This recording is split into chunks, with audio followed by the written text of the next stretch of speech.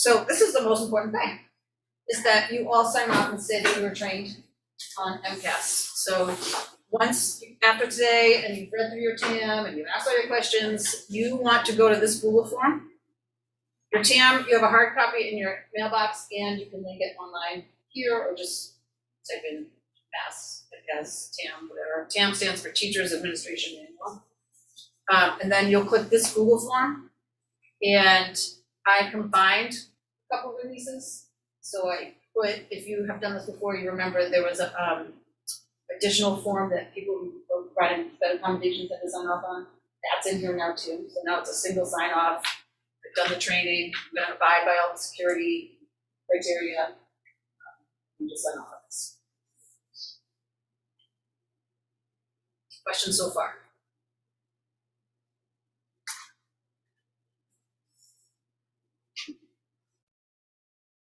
Things to note, the practice test on April 8th, there's a 20 to 30 format of the assessment, and then there's a 30 to 40 minute actual practice test where the kids will engage in answering questions. So we're predicting it'll take all of first block and maybe a little chunk of the next block. If you miss your prep, I put in the update, you can use a curriculum time, a strategic time, a team time, or you can come see me or Nick. If you miss 10 minutes of your prep, you can miss 10 minutes of a meeting time, whatever, to make that up for yourself. If that doesn't work, just come see us and we'll figure out alternative. Is that happening during homeroom? No, first block, second block, because there was a request not to have it happen. Oh, can it happen during homeroom? Because I have Kids I have have to stay in seventh their grade sections. band during that. Yes, it's so that gonna, would be a kids big have to top. stay in their homeroom Yes. because that's how their tickets are set Yeah, up. yep. So yes, thank you for asking that. So I'll clarify that in the update. The kids will stay in homeroom on the 8th, and it will take about an hour to 10 minutes. Yeah. So we'll try to really make sure everybody's getting right to it after homeroom, so we don't take too much time that morning. And this is not related to the practice test. There's also a student questionnaire that they do every year. And sometimes we get fuzzy around when they take that questionnaire. So that happens after session 2 of the actual test, which I think it goes the ELA, and then the math, and then the questionnaire. And then we do science with 5th and 8th. So don't let kids take the questionnaire until it says on the calendar, today we're doing the questionnaire. And I'll just keep repeating when that is. I think last year we had some kids take it after the first session, and some held off because we were a little unclear on what to do. So 6 and 7s don't take it? Don't take the questionnaire until after we've done the ELA and the math. It says grades 5 and 8, so does that mean 6 and 7 don't put it all? I can't remember, huh? I'm gonna double.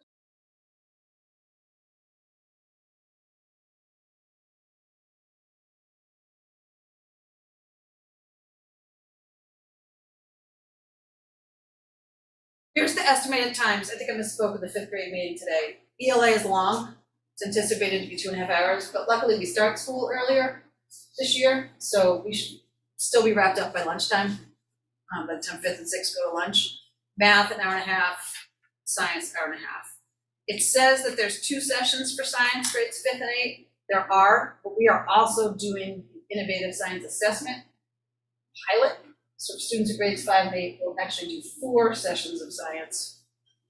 May 9th and 10th is the actual MCAS, and then we're determining the dates after that for the innovative assessment pilot. So here's what it kind of looks like broken down. They advocate for giving kids a stretch break. I think especially if it's a 2.5 hour session, it's really important. If anybody's taking an MTEL, you remember how you feel, right? Human torture. So those stretch breaks shouldn't be talking. They shouldn't really be moving around the room. They should really just be stand up, stretch, stay quiet. Assume classes on either side of you aren't necessarily in the same timing as you, so you want to keep the noise minimized as much as possible. So potential breakdown looks like read the script, take attendance, get everybody where they need to be. If we can begin the session by 8:25, 45-minute mark, I think put you at 9:10, do a quick 5-minute stretch, resume the session, stretch, resume. We should be able to still finish by 11. And then you want to collect your test tickets back. If you collect them alphabetically, it's huge for us because we have to go through count them all, make sure we have them all. Is that by last day? And then kids who need more time, eat. The adult eats if they're staying with the adult, but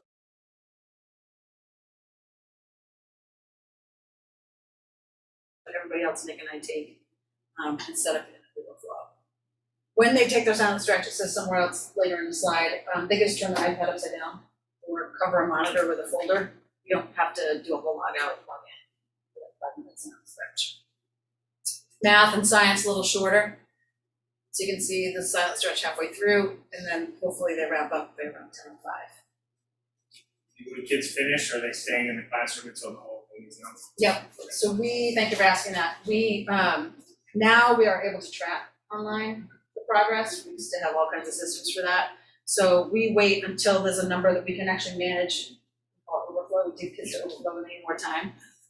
So once we get to that point, then we announce, thank you everybody, this session's over, students need more time to come to the library, do all these.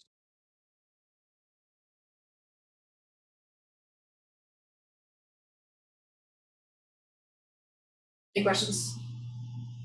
Okay. So this one is new to me. The first bullet, students who arrive late. It used to be if kids had arrived after you had read the script, that was it, too bad, so sad, they had to take the makeup. Now they give us this 30-minute window, so you can quietly reread the directions to a student who comes in within the first 30 minutes, which is nice, because scheduling makeups is a challenge. More than 30 minutes late, we'll have to schedule it for the makeup. So if they come to school more than 30 minutes late, we probably won't even send them to your room, we'll probably send them in. So they don't disrupt. A rare occasion that somebody comes in 5 minutes late and somebody else comes in 10 minutes late. Just stick with the first one and then juggle with the second one after. Okay. You gotta let the parents know to get your own time. Yes. It's good, get your own time. Yes. Certain student, they called the parent and said, come on, you knew.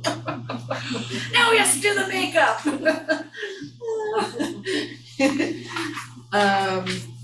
So early finishers shouldn't be on their iPads. They shouldn't have access to the internet during the MCAS, so Dave configures it so they can't. But they shouldn't have a phone or iPad when they're finished. They can read, draw, sit silently and stare at the window, as long as they're not interrupted.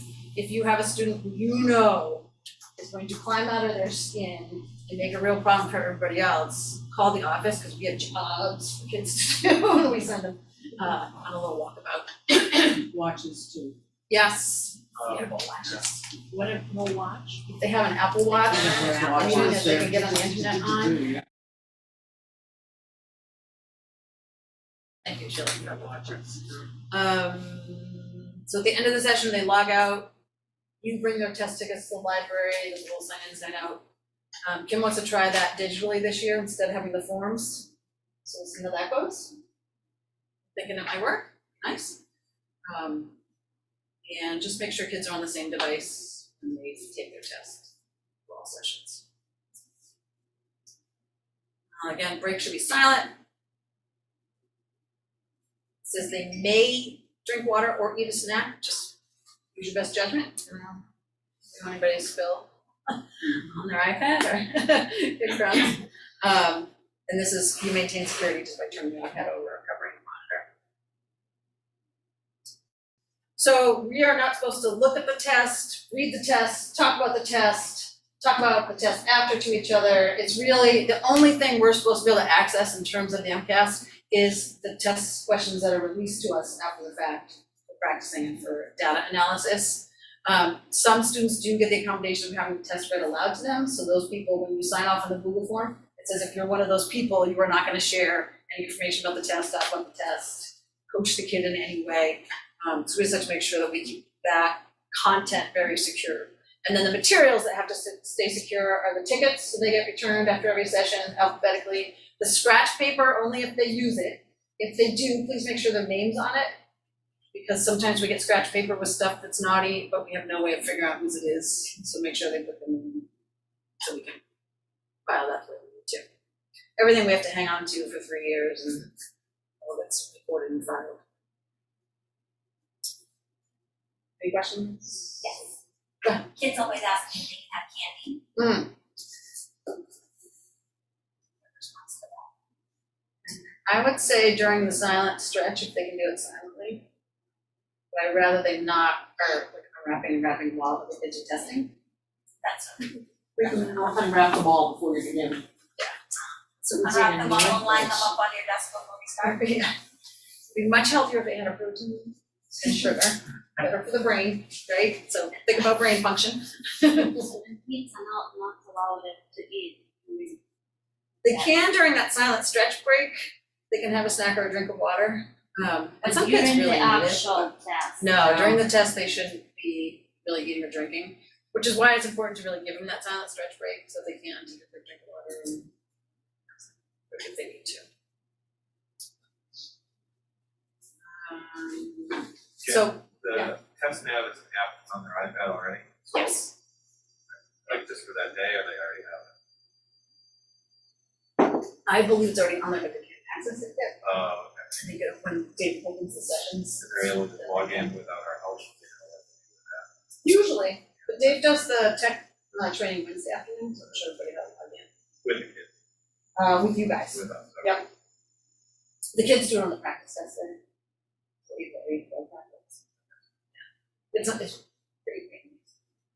She says out loud. Basically word for word and it tells you what to tell them, like, okay, this is gonna pop up on your screen now. So, And I'm glad you said that, Donna, because the way I always caution people or frame it is on that day during the test, you're not a teacher, you're a test administrator.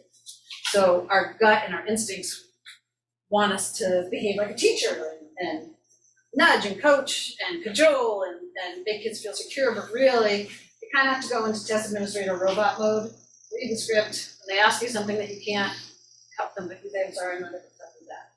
See if you can figure it out. So the exception to keeping the content secure is when a student has an objective about a question, and that happened, how many years ago, was it 2 or 3?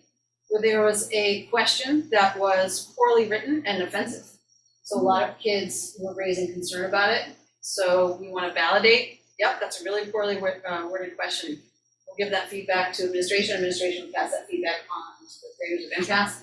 Give it your best shot, continue looking. I can't remember what content it was, I just remember it spread like wildfire. So this is what the test ticket looks like. And if a student has a loaner device, you can write that on here, but they use that ticket to log in, has all the information that they'll need to log in. Those are secure materials, so we do distribute them carefully and collect them back carefully. So that's what you come to the library for, and return to the library afterwards. So these are the exceptions to viewing content, and it's for people who are providing accommodations. You are, it used to be you couldn't help at all. You're now allowed to read directions to kids out loud, and on the math and science test, you can pronounce a word for them. So oftentimes the kids will say, I don't know what that word is. And you say, oh, it's polygon. And they go, oh, because they know the word once they hear the word. So that's okay in math and science. It's not okay in ELA, because ELA is assessing their ability to read and comprehend the word. So ELA, you can read directions over, but you can't read any portion of the test.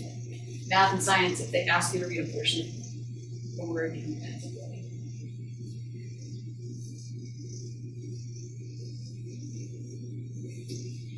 Any concern about test question, test scenarios, anything, if you're not sure, just call the office. Just tell me or Nick, and we'll tell you what to do next. Oftentimes it's just, okay, noted, keep going. It's rare to say like stop the press. Your job really is to make sure during that silent stretch kids aren't talking about the test. You can tell the kids that there's different versions of the test, so you don't know if you have the same one as your neighbor. So it's not a good idea to look at your neighbor for an answer, because they might be working, it's the same questions, but it might be in a different order, different yours, that kind of thing. So that's nice to determine. Storage, that's really, the only time you have to have materials in your possession is when you come to the library and get them, and when you bring them back, the rest is kind of up to us. It's not as big a deal now that we're all digital. We're still doing a paper-based test. So we do have to have a tracking chain So again, Kim's working on a digital version of those forms where you put the date, the time, the room number, remember those? We always all write the wrong line because it's not intuitive, so we'll have something a little bit more intuitive. You don't have to count your scratch paper, you just have to make sure if a kid uses it, you return it. Some students will receive graphic organizers, those need to be back with their names on them if they use them. Everybody gets a resource sheet and we'll print those out. Those, unless they have writing on them, they don't have to be returned. I think what a kid has only can have only can have 3 pieces of paper, yes? Yeah, you give them a couple, if they need more, you just take the ones that they've used I and was give them reading some that new. direction and it says only 3 for a kid. Yeah, And we can give more only of paper filled out. yeah, I don't know if we've ever had kids use more than I have in math. 3. Yeah, yeah, but I'm okay with it. I tell them to use their space sparingly. Yeah, and it says they can use whiteboards, but then it says you have to be really careful about kids looking at other kids' whiteboards, so I feel like that's not something I would Are they supposed advocate for. to write their name down on the screen? Yes, anything they actually write on, make sure their name goes on it and you turn it in when you return the materials. Even on the screen? Yep.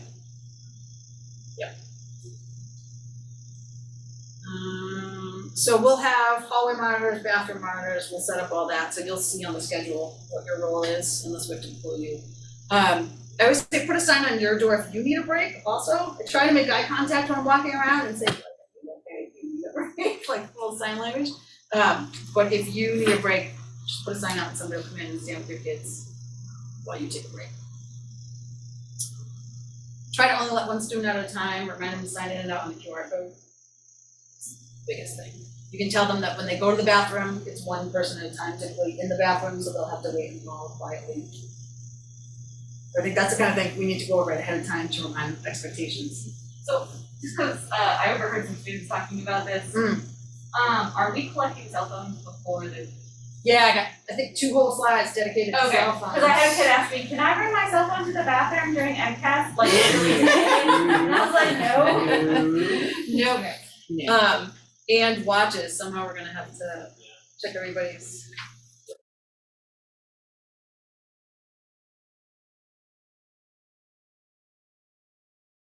So you log them out, you log them back in, okay. I couldn't remember. Yeah. It was about signing out. I was reading.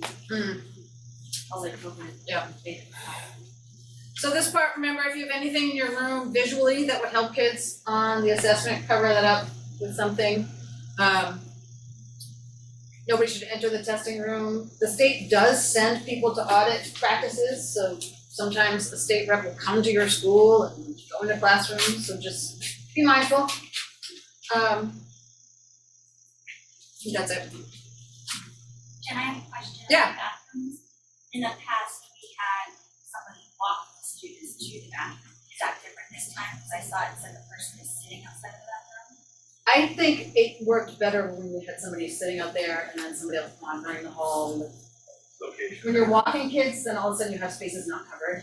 So I was more comfortable when we had someone sitting outside the bathroom and then somebody else in the hall. So I don't have to wait for somebody to come and pick them up. I can Yeah, just you should be able to sign just- out and go. Okay. You can just wave like out the door and then we're like, yeah, come on. Yeah, That's how, that works pretty well. yeah, make eye contact, whoever's out there. It's just you end up getting a backup, like once the test finishes, you end up getting like 7 kids while it's on back to the bathroom. So Oh, yeah. you're going out one at a time. I'm not gonna be monitoring the kids if I have to. My door is far away from the chairs, the kids. So I have to wave somebody and wait for them to come, you know what I mean? Yeah. So I don't have to do that anymore. Nowadays. So I feel like this year, because of having desks, it's pretty easy to set them up in rows for the assessment, but you wanna set them up so that they're spread apart. We can send more than one at a time. Say that again? We can send more than one at a time. No, one at a time to the bathroom. And you can say to kids, like, I know when you're finished, temptation's gonna be to get up and go to the bathroom so you have a break, but if you could just hang on and wait, at least you're really be in an emergency, because we all want to go take a break. And they can't talk in the bathroom, so just remind them, one at a time, you can't talk. So they're not allowed to have cell phones, calculators on non-calculator test sessions, notes or reference materials, dictionaries, access to the internet, all those things that they can't have unless it's like the math test where they have calculators are listed in there on pages 17 and 18. I'm so sorry. That's okay. Another thought just popped in my head.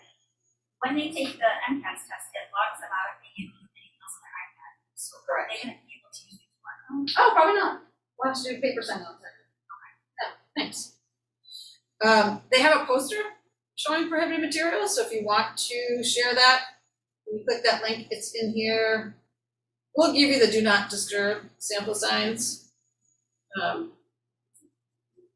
think actually I printed these out too, so I think you'll get this in your packet.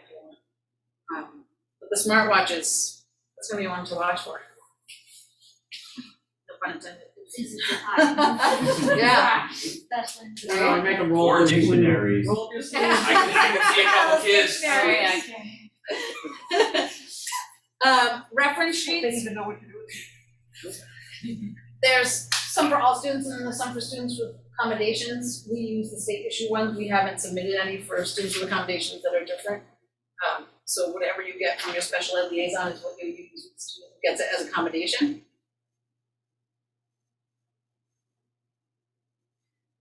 And here we go, cell phones. You need to have a system in your room to make sure that everybody gives up their cell phone, is turned off, and then everybody gets their cell phone back. We're not gonna dictate a system, but any system that works, just make sure that they're, I mean, a lot of people have the pocket things already, so I think enforcing that, reminding kids of why.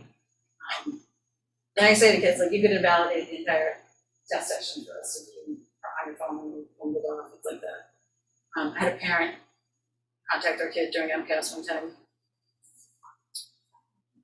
So avoid that. And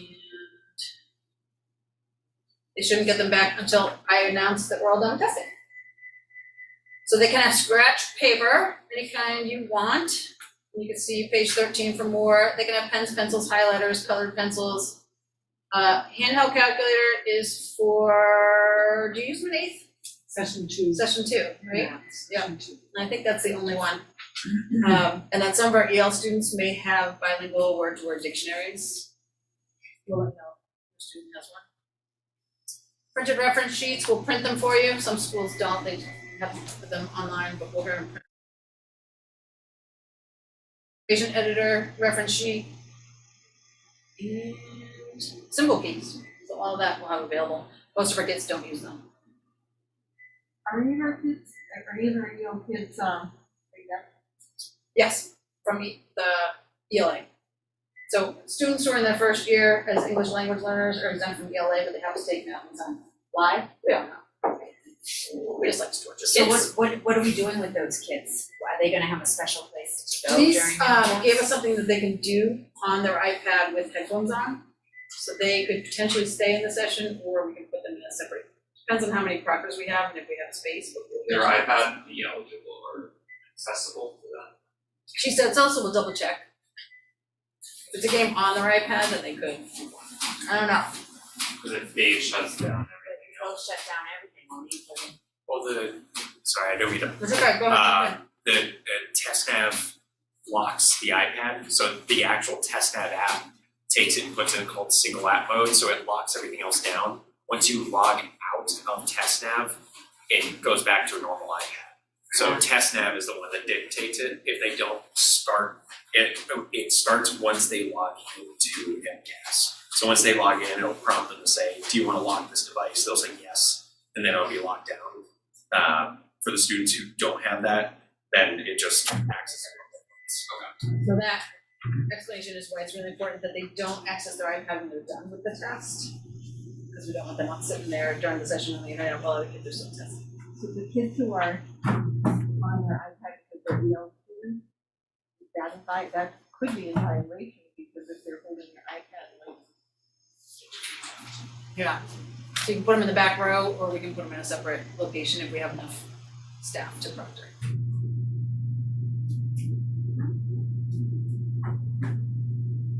All right, so remember you're a test administrator, not a teacher. So your responsibilities prior to, make sure you review the session roster. Dave will prepare and start the sessions. You'll unlock the session when your cohort's ready. All of that's listed on pages 35 and 36 of the TAM. Make sure everybody has proper materials and make sure nobody has cell phone or other prohibited devices. Those are kind of the 6 bullets that you want to really adhere to closely. Make sure that you read the script verbatim. Make sure that you are focused on the test session. I think it's okay to circulate around periodically, check in, but just make sure that you're not so engrossed in something that you're doing that you're not maintaining a secure test environment. Be mindful that you're not making noise, click, tap, because that's distracting for a lot of our kids. Just remember what the role is there.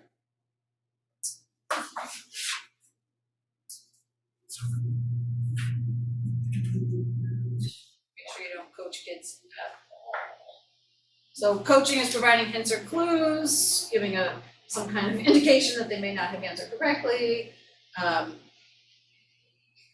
suggesting they write more. You can say, have you checked your work over thoroughly? Do you feel confident you're submitting your best work? You've answered everything? Okay, great, you're done. We don't want to influence them in any way. Just need to be neutral. I would say if students ask you why, I always say that MCAS is designed, we have state standards. Used to be we didn't, so it used to, depending on where you lived, kind of indicated the quality of education that you got. So the standards were created to level the playing field. MCAS measures whether or not we're teaching those standards and whether or not our students are learning content and skills in those standards. It's good data for us, so we take it seriously, but you don't need to be anxious about it. All you can do is do your best. Nobody's supposed to get a perfect school year. So we just ask you to help us out, help us collect this important data by doing your best work. So again, you can read words and phrases in the math and science. We can get help for tech-related things. You can reread parts of the script.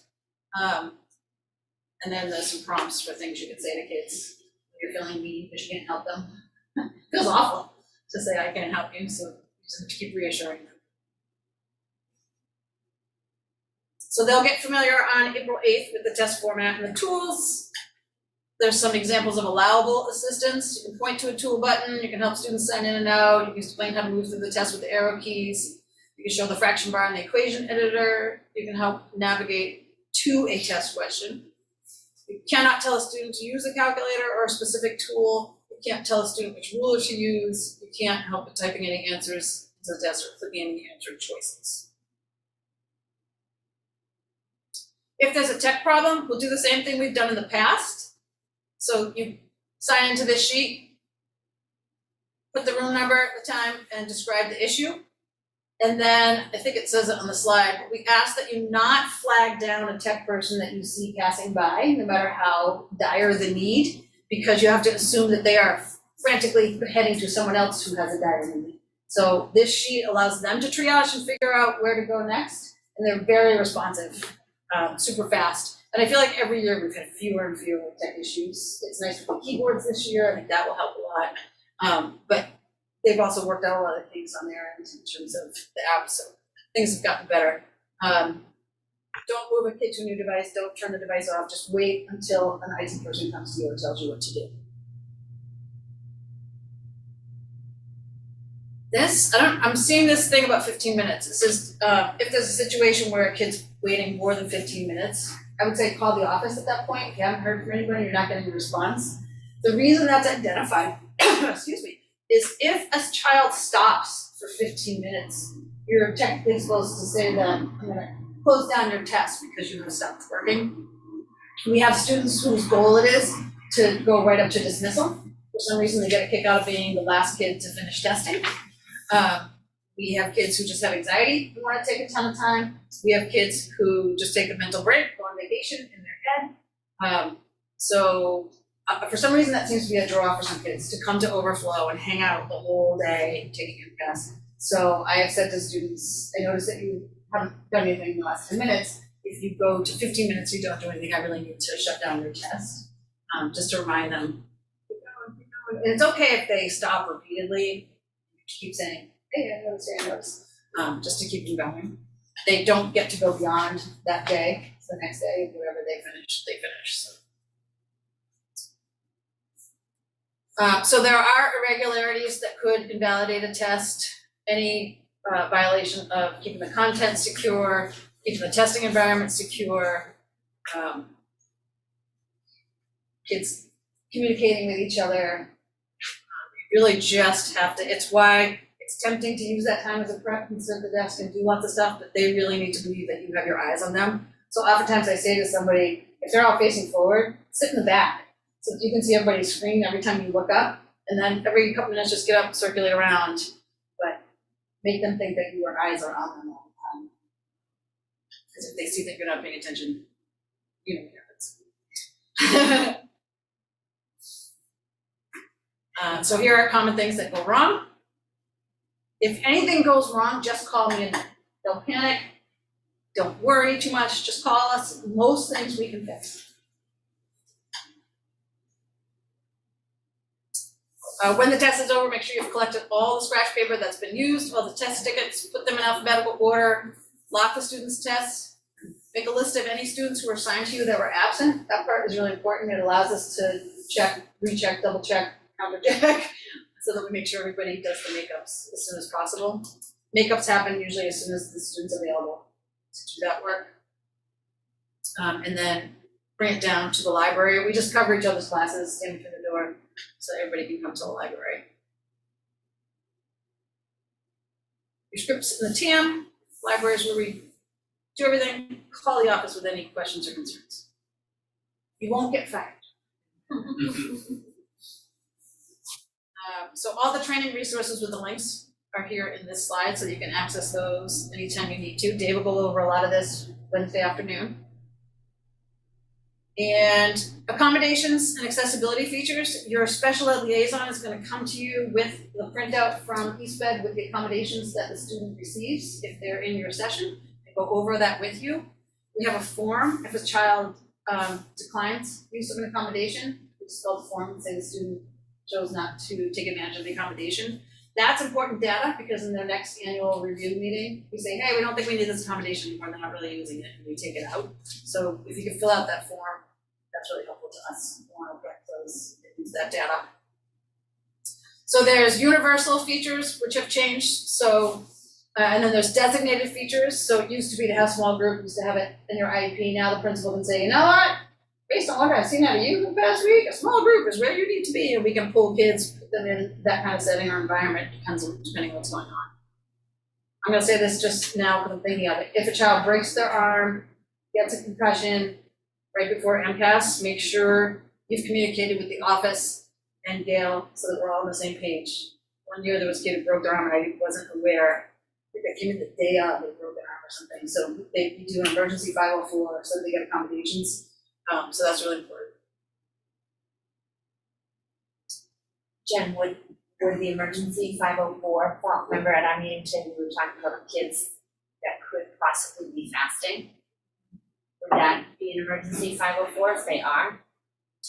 No. No. You can't get a 504 for fasting for religious reasons. Okay. So if those kids don't take, their parents opt them out to take the test that day because they're fasting, what do we do with them? They're adopted. Any parent can opt their child out for any reason. They would just not take it at all, or they would take it at a Always later meet date? the parent and talk about why we prefer the child tests, what happens to data if they opt out.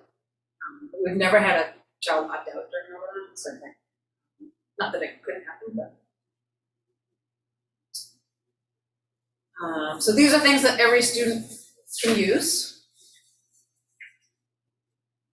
These are things we could designate to students who we decide need them. So you can see a kid can read the test aloud to themselves quietly. Just if it's disrupting kids, you just say,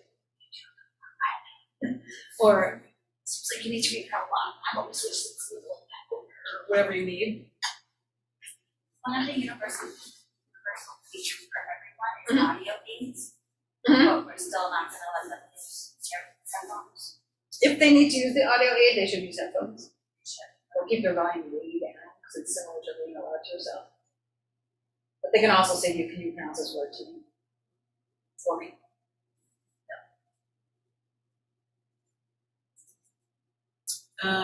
So special ed liaisons will help you with the accommodations piece. And if you find out during the test that an accommodation is not being given correctly, either the kid has it and they're not supposed to, or it's not available and they are supposed to, just call the office, because that's one of those things we need to fix right away. And then here's the form. We'll give you the blank forms for accommodation refusals, but it's also linked here.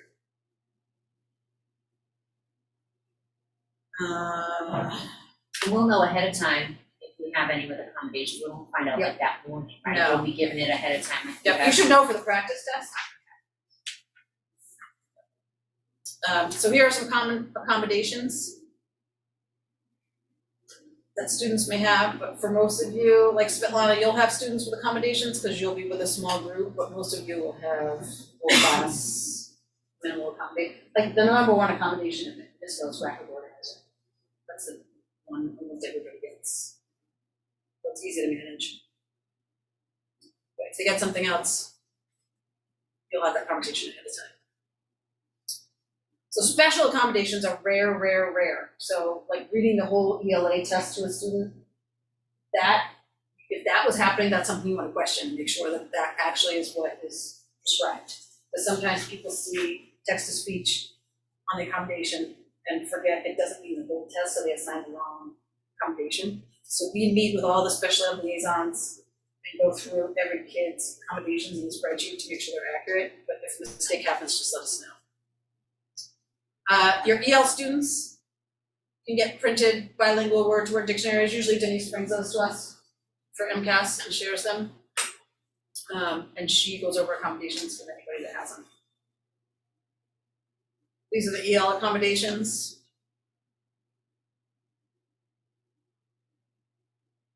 Ours are all doing computer-based, they're not doing paper-based.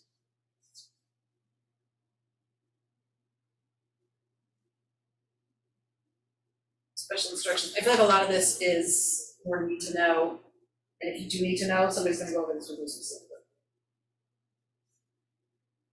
So the test tickets look alike, they have a slightly different format. If the student refuses the accommodation, that's fine, that's their choice, you just have to document it on that form. Michaela Santiago, please come to the office. Michaela Santiago. Again, all these things are listed in the TAM or on these websites, you can look them up. We made it to the end. Not bad. You guys done a great job asking questions as you have. Do you have any other ones? We both have our film on Wednesday, should we cancel that to be here with Dave? Dave is super accommodating and typically records it. So I would ask Dave prior to Wednesday if he's gonna be doing that. And then based on your comment. I trust your judgment, so you feel like that.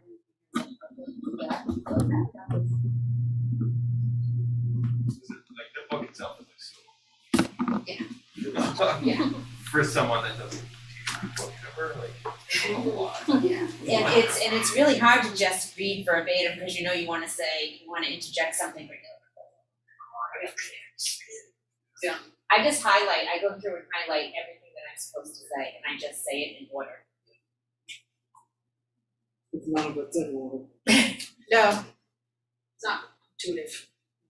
I have a request. If you're noticing that the numbers are small enough where you're gonna transition to the next room, could we do something where we get like a 5-minute heads up, so I can go to the kids who are still learning and say, you're going to be going to the other room, let's something. So like there's a few minutes for me, so I don't hear on the intercom, oh, you were switching, and I have to tend to those kids and make sure the other kids aren't going crazy, you know what I mean? Yeah, so maybe if everybody's open to it, we can send an email when we're looking like we're closing in on the end of the session. Is that the best way to do it? And then people can check their inbox. That way I can just get all those kids who are gonna go, Yeah. all like shut down the session for them, get their Yeah. stuff together so that when it is time to switch, we're ready to go. Right. And then the other thing is if it could be, I would appreciate it if it was a few minutes before the next class is supposed to start. Cause I know on Monday I have recess duty, and if you make the announcement right, like at the transition, I don't have time to go down and drop off my materials and make it to recess duty. Right. So if it could stop a little bit early, so there's time for the action to get people up to speed. Yep.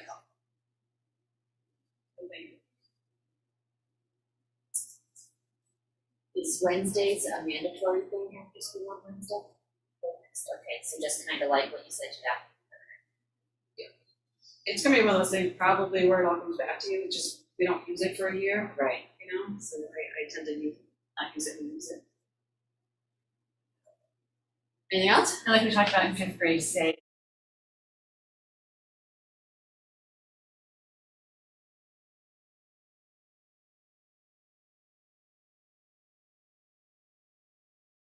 Just super challenging. So in the past, we ended up flip-flopping. We had one grade that was needing a lot more time. So we, just use fifth and sixth, for example, we sent sixth to lunch first so that fifth could continue because you're not supposed to talk about the test. So if you release them all to recess, then lunch, nobody wants to do silent lunch, that's just silly. So it makes more sense to hold them and delay lunch. So we monitor how it's going by grade. we've switched in the past.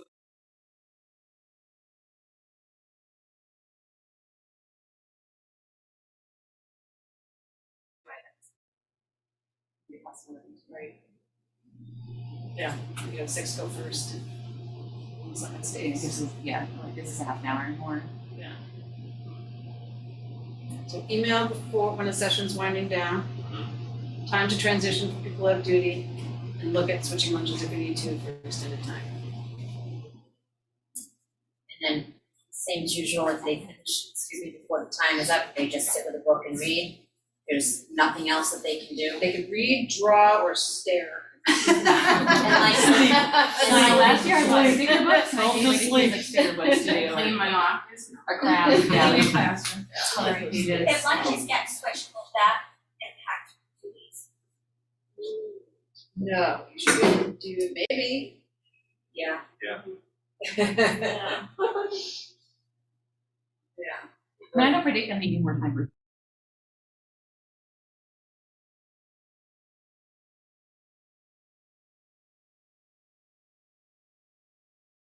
As long as it's silent activity that's not digital, then it allows them to stay seated and,